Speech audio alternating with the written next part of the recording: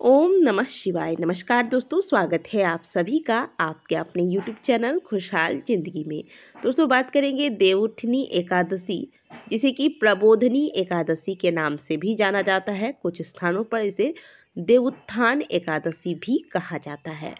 इस दिन भगवान विष्णु योग निद्रा से जागते हैं, इसलिए इसे देवउठनी एकादशी के नाम से जाना जाता है। हिंदू धर्म के अनुसार कार्तिक मास के शुक्ल पक्ष की एकादशी पर ही भगवान विष्णु 4 माह के लंबे योग निद्रा से जागते हैं। इसके साथ ही चातुर्मास का समापन होता है और श्री हरि विष्णु सृष्टि के संचालन का दायित्व फिर से संभाल लेते हैं। इस दिन से ही विवाह, सगाई, मुंडन, गृह प्रवेश जैसे मांगलिक कार्य जिन पर पिछले 4 महीने से रोक लगा हुआ था, वह पुनः आरंभ हो जाता है।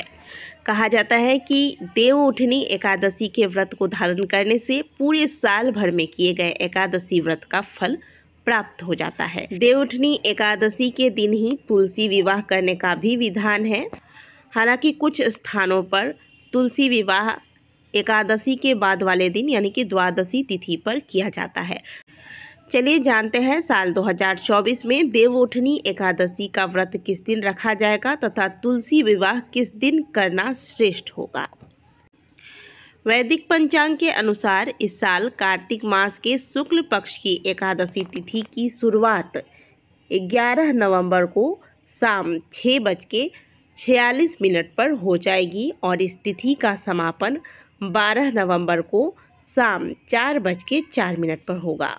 उदया तिथि के अनुसार देवउठनी एकादशी का व्रत 12 नवंबर को ही रखा जाएगा, क्योंकि 11 नवंबर को एकादशी तिथि शाम के समय लग रही है। क्योंकि एकादशी के व्रत में 10वीं तिथि से ही नियमों का पालन आरंभ हो जाता है, तो 10वीं तिथि का पालन हमें 11 नवंबर को करना होगा।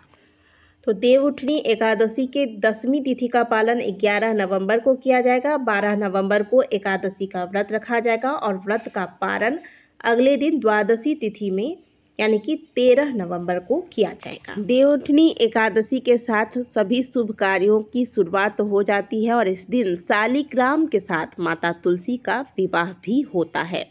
इस दिन तुलसी पूजा का विशेष महत्व है।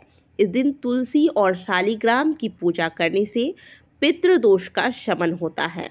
साथ ही इस दिन व्रत करने से व्यक्ति के कुंडली में चंद्रमा की स्थिति मजबूत होती है। आज के दिन तुलसी विवाह कराने से वैवाहिक जीवन में चल रही तमाम प्रकार की समस्याएं भी समाप्त होती हैं। साथ ही तुलसी का दान करना आज के दिन श्रेष्ठ फलों की प्राप्ति कराने वाला होता है। कई स्थानों पर देवउठनी एकादशी वाले दिन ही तुलसी विवाह कराने का विधान है, तो कुछ स्थानों पर द्वादशी तिथि पर देवउठनी एकादशी के बाद जो द्वादशी तिथि आती है, इस पर तुलसी विवाह कराया जाता है। हालांकि यह त्यौहार 11वें चंद्र दिवस यानी कि प्रबोधनी एकादशी से शुरू होता है और पूर्णिमा की रात्रि यानी कि कार्तिक पूर्णिमा तक चलता है। इसलिए यदि आप किसी कारणवश एकादशी पर तुलसी विवाह नहीं करा पाते हैं, तो आप पूर्णिमा तिथि पर भी तुलसी विवाह करा सकते हैं। कुल मिलाकर कहें तो प्रबोधनी एकादशी से लेकर देव दीपावली तक आप कभी भी तुलसी विवाह करा सकते हैं। हालांकि ज़्यादातर लोग तुलसी विवाह देवउठनी एकादशी पर ही पूर्ण करते हैं।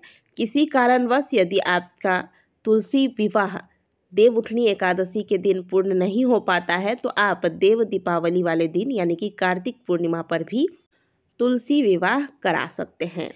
देवउठनी एकादशी पर तुलसी विवाह का जो सबसे शुभ मुहूर्त होगा वो होगा शाम 5:29 से लेकर शाम 5:55 तक।